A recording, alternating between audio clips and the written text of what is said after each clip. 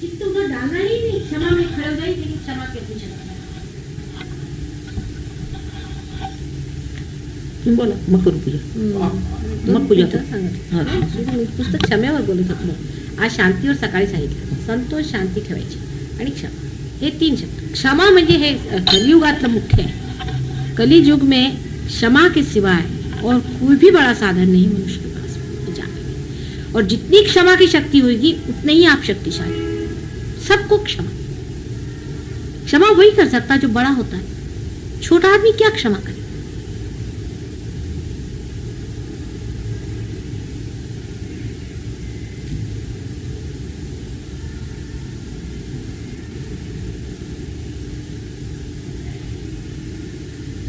आज मैंने कहा सवेरे कि धर्म को जाने, अपने अंदर जो धर्म है उसको जाने. धर्म में खड़े हैं, जो आदमी धर्म में खड़ा है उसकी इतनी शक्ति होती है अंदर से. उस धर्म को जानिए. हाँ, कितना सुंदर. हम धर्म में खड़े. जो अधर्म में खड़ा उससे हमारा कोई मुकाबला थोड़ी, वो तो अधर्म में ही खड़ा. हम तो धर्म में खड़े हुए हैं, हमारा तरीका ही और है. जो धर्म में खड़ा है उसका तरीका और होता है, और जो अधर्म में होता है उसका और होता है. धर्म वाले के अधर्म वालों के साथ अपना मेल जोड़ ही नहीं सकता. हमें हाँ तकलीफें हो रही, परेशानी हो रही, लेकिन हम तो अपने धर्म पे खड़े हुए ना. वो सबसे बड़ी चीज. अपने शक्ति को अंदर जानो, जो सिर्फ धर्म स्वरूप है. और धर्म कुछ नहीं, सिर्फ प्रेम है. और जब प्रेम ही सब कुछ है तो क्षमा उसका एक अंग ही हो जाता है. कितना कौन जुल्म कर सकता है, देखते हैं हमारे प्रेम क्या है. कितना कौन दुष्टता कर सकता है, कौन कितना घर का भेदी होगा, कौन कितनी तकलीफ देगा, कौन कितनी कृतज्ञता करे. करने तो प्यार के आगे सब चीज टूट जाएगी. यही एक तरीका कल युग में बैठता है. और तो मेरी कुछ समझ में नहीं आता. अगर आप सोचते हैं पुराने कोई तरीके इस्तेमाल करें तो हो नहीं सकता. उसका एक कारण आप लोग जान लीजिए, मैंने पहले भी बताया और अब फिर बता रही हूं कि पूर्णतया साधु और पूर्णतया संत संसार में नहीं है. हर एक संत साधु में भी इन लोगों ने एक एक राक्षस छोड़े. आपके चित्त में घुसे हुए हैं वो लोग. बात समझ में आई? अगर कोई साधु ही सिर्फ हो तो ठीक है, परित्राणाय साधुनाम विनाशाय च दुष्कृताम. पर साधु के साथ एक दुष्कृत बैठा हुआ है तो बहुत ही प्रेम से उसको अलग हटाना पड़ेगा कि नहीं. कितना कठिन काम है बताइए. आप साधुता में खड़े हैं कि दुष्टता में खड़े, या आप पर निर्भर है. लेकिन आप अगर साधुता में खड़े हैं तो अगर कोई दुष्टता चिपक रही तो उसको हटा भी सकते. लेकिन आज ऐसा शुद्ध जीव कितने हैं संसार में बताइए. डिग्रीज का फर्क है.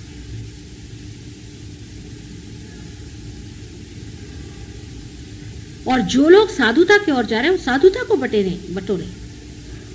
उनको उन लोगों से मतलब नहीं रखना चाहिए जो असाधु हैं. वो असाधु है, जो चोर है, बिलंदर है,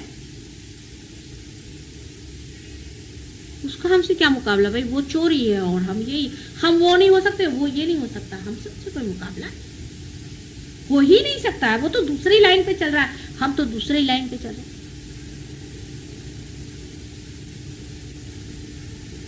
और धर्म में ही जागना सहजयोग का लक्ष्य है, और कोई लक्ष्य नहीं सहजयोग का.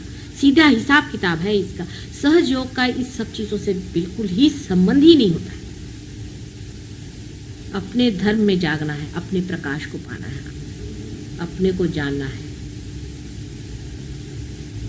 कोई कहता माता जी क्या करें, चक्र को ऐसा चढ़ाए कि उंगली ऐसा घुमाए कि वैसा करें. सारे ये घुमाने फिराने में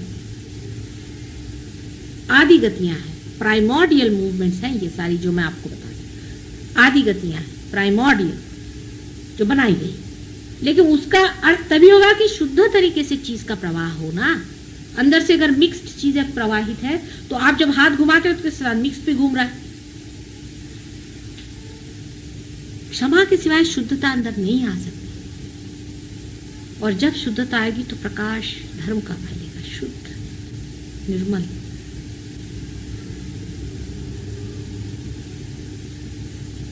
अर्थात जिसके पास धर्म है उसको प्रकाश में आना होगा, बोलना होगा, बताना होगा. लेकिन उसके हर व्यवहार में खुद उसको सोचना चाहिए कि धर्म दिखाई दे रहा है कि अधर्म दिखाई दे रहा है. इससे पहले, रियलाइजेशन से पहले मैं आपको लेक्चर देती तो बहुत गलत काम हो जाता, क्योंकि कंडीशनिंग होता है। और यही बात है कि सारे साइकोलॉजिस्ट ने धर्म को खत्म कर दिया और बता दिया कि जितने भी धर्म ये सिखाते ये नहीं करो, वो नहीं करो, वो नहीं करो, इससे कंडीशनिंग माइंड का होता है। ठीक बात, लेकिन अब नहीं होने वाला। अब जो भी आप चाहेंगे अपने मन से कर सकते हैं। There will be no conditioning at all, क्योंकि ईगो और सुपर ईगो के बीच में आपका चित्त ला के खड़ा कर दिया। धर्म खुद ही उठ रहा है आपके अंदर, आप नहीं उठा रहे, उसका मार्ग आपने रोक लिया। और जो कि लौकिक जाना है आपने, जो कुछ भी लौकिक जाना है संसार में, ऐसा है, वैसा है, वैसा है,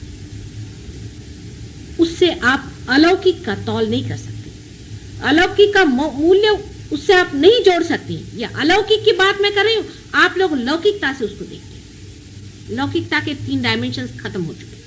चौथे डायमेंशन में जिसको घूमना है गहराई से, गंभीरता से, चौथे डायमेंशन में चलने की बातचीत मैं कर रही हूं। लौकिक चीजों से आप अलौकिक चीज का मूल्यांकन नहीं कर सकते।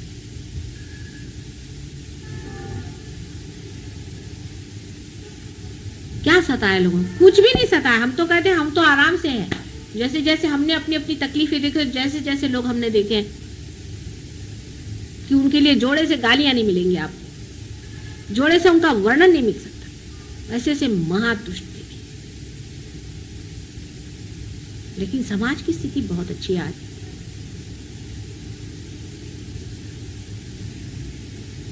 और आपकी भी स्थिति बहुत अच्छी है। लेकिन अपने ही साथ छल कपट नहीं करो, अपने ही साथ छल कपट नहीं करो, सीधा हिसाब किताब। सहयोग के साथ जो भी आप करें वो आप अपने ही साथ करें। हिसाब ये जोड़ लीजिए,